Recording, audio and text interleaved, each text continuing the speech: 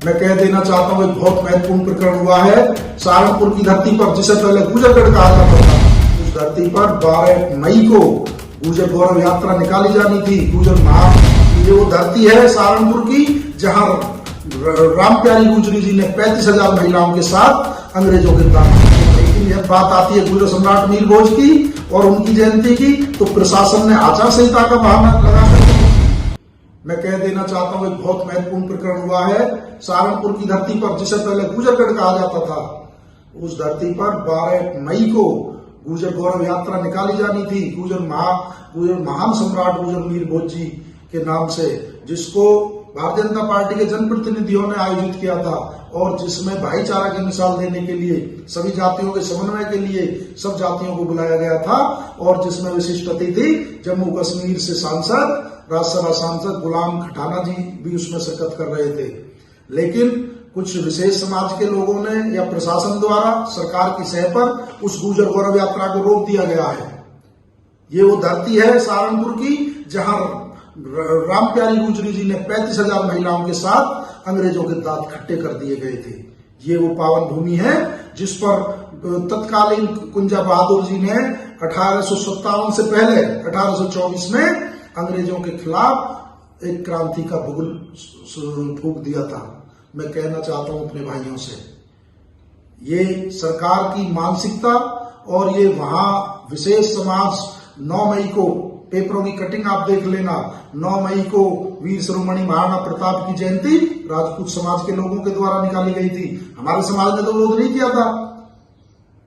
तलवारों का प्रदर्शन हुआ प्रशासन के सामने, सरकार के सामने, आचार संहिता लगी हुई थी, लेकिन किसी ने रोकने का प्रयास नहीं किया। लेकिन यह बात आती है गुजर सम्राट मीर भोज की और उनकी जयंती की, तो प्रशासन ने आचार संहिता का बहाना लगाकर वो रोक दी। क्या देश में 2 कानून है? क्या मुख्यमंत्री की जाति के लिए अलग कानून है? क्या गुजर समाज के लिए अलग कानून है? क्या आप ग्वालियर और दादरी प्रकरण भूल गए? ये नजीर पेश किए दोनों उनमें कि सरकार क्या चाहती है। सरकार हमारे जो महापुरुष है उनका बार बार अपमान कर रही है और सरकार हमारे इतिहास के साथ छेड़खानी कर रही है। 9 मई को ही बजरंग दल ने बीच सड़क पर बैठकर देहरादून चौक पर हनुमान चालीसा पाठ किया। उस दिन आचार संहिता नहीं थी। उस दिन जो सरकार को वो दिखाई नहीं दिया जब गुजर सम्राट जो शांतिपूर्ण तरीके से, संवैधानिक तरीके से जो गुजर गौरव यात्रा निकालना चाहता है, अपने महापुरुषों को याद करना चाहता है, उनके शौर्य को, उनके जो वीरता को, उनके त्याग को, उनके पराक्रम को, उनके बलिदान को, क्या हम अपने महापुरुषों को याद नहीं कर सकते जिन्होंने सदियों सदियों देश की रक्षा की?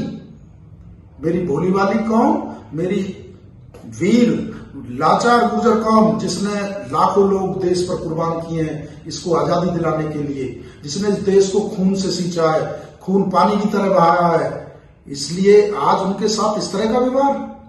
तो मैं कह देना चाहता हूं मुख्यमंत्री जी से कि गुजर सम्राट मीर भोज की यात्रा तो निकलेगी।